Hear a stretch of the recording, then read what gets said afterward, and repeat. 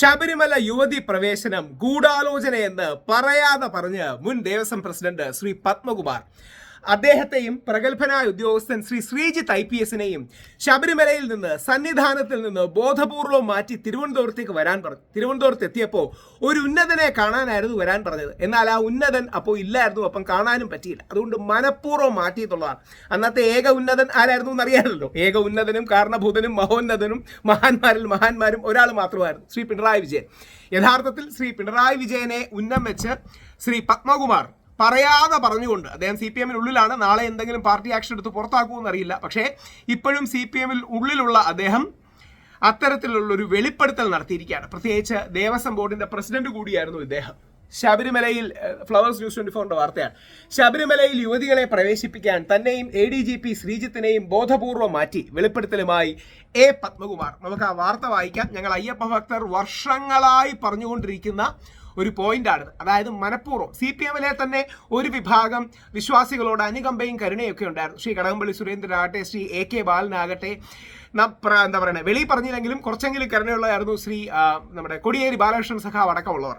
അദ്ദേഹം CPM അല്ലെങ്കിൽ ശ്രീ പിണറായി വിജയന്റെ നിലപാടിന്റെ കൂടാണ് നിന്നതെങ്കിലും നമ്മളോട് അനുഭാവപൂർവ്വം സംസാരിക്കാനെങ്കിലും തയ്യാറായി. പക്ഷേ പിണറായി വിജയൻ സഖാവിന്റെ ഒറ്റയാളുടെ കടുംപിടുത്തം കാരണമാണ് ഇന്ന് തോറ്റ് നാണം കെട്ട് നിൽക്കുകയാണ്. അതായത് ശ്രീ പിണറായി വിജയനും 10,000 പോലീസുകാരും സുപ്രീം കോടതിയുടെ വിധി ഉണ്ടായിട്ടും നമ്മൾ അയ്യപ്പ ഭക്തർ, ഈ നാട്ടിലെ ഹിന്ദുക്കൾ, നമ്മുടെ ഹിന്ദുക്കളും മുസ്ലിങ്ങളും ക്രിസ്ത്യാനികളുമായ വിശ്വാസികൾ പോരാടി ജയിച്ച വിഷയമാണ് ശബരിമല.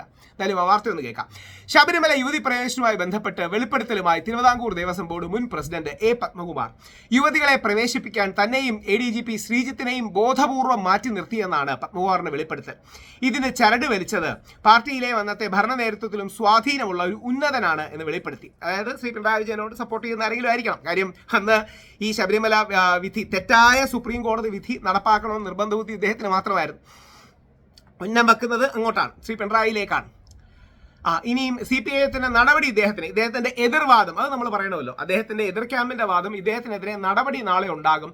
അപ്പോൾ അതിനുവേണ്ടിയാണ് ഇദ്ദേഹം എഴുതുന്നതാണ്. ഇദ്ദേഹം ഒരു ആത്മകഥ എഴുതാൻ പോകുന്നു എന്നാണ് പറയുന്നത്.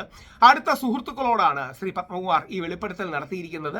ശബരിമല യുവതികൾ പ്രവേശിച്ച ദിവസം ശബരിമലയിലേക്കുള്ള യാത്ര ഒഴിവാക്കി തിരുവനന്തപുരത്ത് എത്താൻ തന്നോട് ആവശ്യപ്പെട്ടു. എന്നാൽ അവിടെ എത്തിയപ്പോൾ ഉന്നത വ്യക്തിയെ കാണാൻ അനുമതി നൽകിയില്ല. അതായത് ശ്രീ പത്മകുമാറിനെ പോലെ മുതിർന്നൊരു നേതാവിനെ കാണാൻ, CPM തന്നെ മുതിർന്നൊരു നേതാവിനും ദേവസ്വം ബോർഡ് പ്രസിഡന്റിനും കാണാനുള്ള ഉന്നത നേതാവ് ആരാണ്? ശ്രീ പിണറായി വിജയൻ അല്ലാതെ. അങ്ങനെ നമുക്ക് അനുമാനിക്കാൻ കഴിയൂ, അൺലെസ് സ്റ്റേറ്റഡ് അതർവൈസ്. ഇനി ശ്രീ പത്മകുമാർ എഴുതുന്ന കഥയിൽ, ആത്മകഥയിൽ യുവതി പ്രവേശന കാലത്തെ സംഭവങ്ങളും മറ്റും ഉണ്ടാകുന്നതാണ്. എന്നാലും ഒരു കാര്യം ഇത് കേൾക്കുന്ന സഖാക്കളോടും കൂടി പറയുകയാണ്. ശ്രീ പിണറായി വിജയൻ എന്നൊരൊറ്റ മനുഷ്യന്റെ ദുർവാശിയും പിടിവാശിയും കാരണമാണ് ഈ വിഷയം ഇത്രയും മോശമായത്. ശബരിമല യുവതികൾ, ഞാനൊക്കെ എന്ന് പറഞ്ഞതാണ്, അയ്യപ്പൻ പറയിച്ചതാണ്, ഞങ്ങളുടെയൊക്കെ നെഞ്ച് ചവിട്ടിയേ ശബരിമലയിൽ കയറൂ. ഇത്രയും വൈകാരികപരമായ ഒരു വിഷയത്തിൽ, ഇത്രയും ആൾക്കാർ കത്തി നിൽക്കുന്ന ശബരിമല വിഷയത്തിൽ തെറ്റായ നിലപാടാണ് ശ്രീ പിണറായി വിജയൻ എടുത്തത് എന്ന് ഇനിയെങ്കിലും തിരിച്ചറിയണം. ശ്രീ പിണറായി വിജയൻ ഗൂഢാലോചന നടത്തിയാണ് ശബരിമല യുവതികളെ കയറ്റിയത്. ഒരു പ്രത്യേക പോലീസുകാരനെ കോട്ടയം SPM കൂടി ഉപയോഗിച്ചിരുന്നു. അദ്ദേഹത്തിന്റെ പേര് ഇപ്പം പറയുന്നില്ല, കാര്യം പോലീസുകാരെ കുറ്റം പറഞ്ഞിട്ട് കാര്യമില്ല. അവർക്ക് മേളിൽ നിന്ന് ഉത്തരവ് കിട്ടിയാൽ ചെയ്യാതിരിക്കാൻ കഴിയില്ല. അപ്പോൾ ശ്രീ പിണറായി വിജയന്റെ ഉത്തരവാദിത്തമാണ് ഇത്രയും മോശമായത്. ഇന്ന് ഓർക്കുക, പിണറായി തോറ്റമ്പി നിൽക്കുകയാണ്. പിണറായി വിജയൻ പൂർണ്ണമായും തോറ്റ് തേഞ്ഞൊട്ടി നിൽക്കുകയാണ്. അദ്ദേഹത്തിന്റെ നിലപാടുകൾ തോറ്റു. ഈ രാജ്യം മുഴുവൻ, ആദ്യം എല്ലാവരും ഒന്ന് പകച്ചു നിന്നെങ്കിലും ഈ രാജ്യം മുഴുവൻ അയ്യപ്പ വിശ്വാസികളോടൊപ്പം നിന്ന് പോരാടി സുപ്രീം കോടതിയുടെ തെറ്റായ വിധി തിരുത്തി, അല്ലെങ്കിൽ തിരുത്താൻ പോവുകയാണ്. നമ്മൾ ജയിക്കുകയും ചെയ്തു. ഇന്നെങ്കിലും ശ്രീ പിണറായി വിജയൻ ആ തെറ്റേറ്റു പറയണമെന്നാണ് എൻ്റെ അഭ്യർത്ഥന. സ്വാമി ശരണം.